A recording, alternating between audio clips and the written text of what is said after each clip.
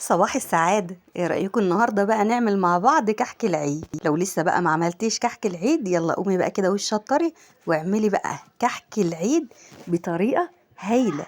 ده يبدوب وما اقولكيش بقى على الطعم، اطعم من الكحك واحلى من الغريب وبحشوات مختلفة. يلا بقى قومي بكيلو دقيق، فرحي بيتك وفرحي اولادك، اصحابك، اعزمي اخواتك على كحك العيد اللي احنا هنعمله مع بعض النهارده. شايفين بقى الذوبان ده يبدوب، هيدوب كده في ايدك قبل ما يدوب في بقك.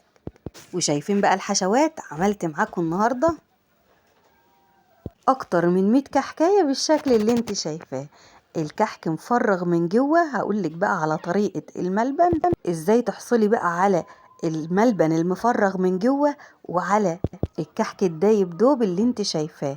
انا بقى كان نفسي قوي اعرف ازاي الملبن بيبقى مفرغ من جوه بالشكل اللي انت شايفاه، واخيرا وبعد طول انتظار عرفت من صاحب المخبز. انا رحت فرن العيش وجبت الطريقة لكم من قلب المخبز. وهنا زي كل فيديو لو عجبكم ما تنسنيش بلايك وشير وتمني لي من قلبك الخير عشان الفيديو يوصل لناس كتير. اول حاجة بقى يا حبايب قلبي بجيب هنا دقيق جميع الاغراض، وعارفين طبعا ان انواعه كتير، فاي نوع تفضليه او بتستخدميه هنشتغل بيه. الروايح، ريحة البرتقان وريحة الموز وريحة السمنة البلدي، واللي في النص البني اللي انت شايفاها دي ريحة الكحك. انا كنت بستخدم ريحة الكحك البودرة. معايا هنا بقى كينج باودر او كيك شيف، معلقتين كبار من السمسم. انا هنا بقى هشتغل بكيلو واحد بس من الدقيق. اي نوع من انواع السمنة العادية خالص تنفع معاكي، بس انا هنا هستخدم خليط من السمنة البلدي على السمنة النباتي. وهنا بقى الحشوات بتاعتي هتبقى مختلفة، ملبن وعجو.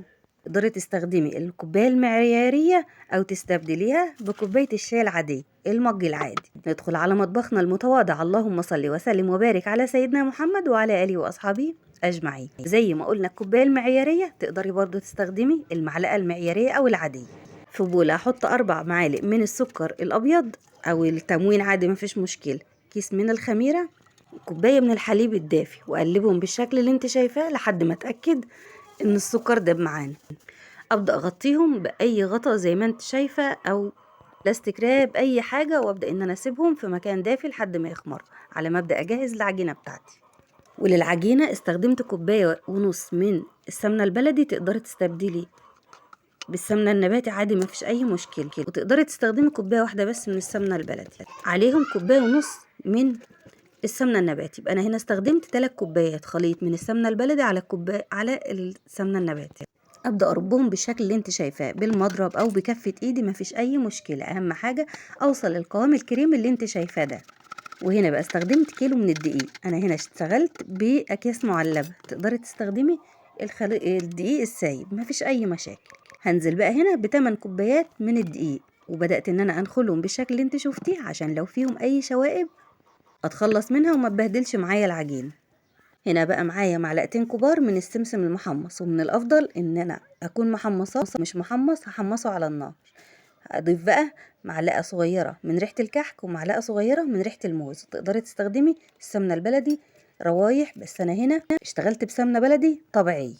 ده بقى بيدينا طعم ونكهه مميزه. معلقه من البيكنج باودر او من الكيك شيف. ابدا ابس بقى بايدي بالشكل اللي انت شايفاه لحد ما احس ان الخليط او العجينه بتاعتي بقت بالقوام اللي انت شايفاه، بتتجمع معايا بكل سهوله. وكده بقى اكون ضمنت ان معايا كحك ناعم انعم من الغريب. هيبقى معانا كحك هايل. اللهم بارك. العجينه لمت معانا. هبدا ان انا اجيب بقى الخميره اللي انا كنت سايباها لحد ما تتفاعل. الخميره اتفاعلت معايا وبقت هايله. هبدا ان انا اضيفها على العجينه بتاعتي وهعجن زي ما انت شايف. وهنا اختلفت الآراء وقالوا إن العجينة بتتلم بس بصوابع الإيد، بس أنا عن نفسي وعن شخصي وزي ما صاحب المخبز قال لي العجينة بتتعجن عجين كويس. وده طبعا بعد ما بسها واتأكد إن الدقيق كله اتغلف بالمادة الدهنية اللي معانا. أنا هنا بقى عجنت العجينة وبدأت إن أنا أضغط عليها، حسيت إن هي لسه بتشقق معايا. فهنا يا حبايب قلبي ببدأ أزود تاني سوايل. شايفين ده التشقق اللي أنا بقولك عليه. ارجع تاني واعيد واوريكي بيبقى فيها لسه تشقق. فهنا ضفت حوالي نص كوباية من الحليب، يعني نص كوباية مش نص كوباية كاملة. وبدأت أعجن فيها بالشكل اللي انت شايفاه لحد ما تخلص تماما من السوائل. ولو انت قلقانه تقدري ان انت تضيفي ربع كوبايه بس من الحليب. هنا اقدر اقولك ان انت تقدري تستخدمي العجينه دي تعجنيها بحليب صافي او تعجنيها بخليط من الميه والحليب. شايفين بقى اللهم بارك، ببدا ان انا اعملها كده زي الكوره وابدا ان انا اضغط عليها. العجينه ما شاء الله طريه وزي الملبن معانا. شايفين بسم الله ما شاء الله، حاجه هايله. اتأكدت ان العجينة بتاعتي لمت وبقت زي الفل وبقت طرية. اغطيها واركنها بقى في مكان دافي على ما اعمل الحشوة بتاعتي. وهنا زي ما قلتلك الحشوات مختلفة. جبت الملبن وهنزل عليه بمعلقة من السمنة، وطبعا ما كانش عندي سمنة فاستبدلتها بالزيت. وعشان الملبن يبقى مفرغ ضفت له معلقة صغيرة من البيكنج باودر.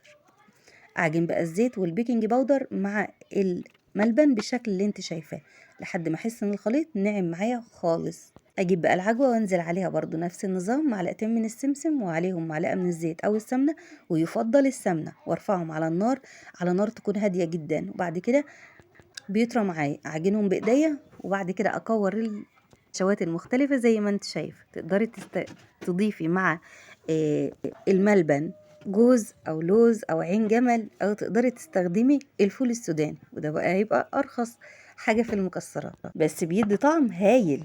وهنا بقى بعد ما العجينه اختمرت ببدا ان انا اخرج منها الهواء بايدي.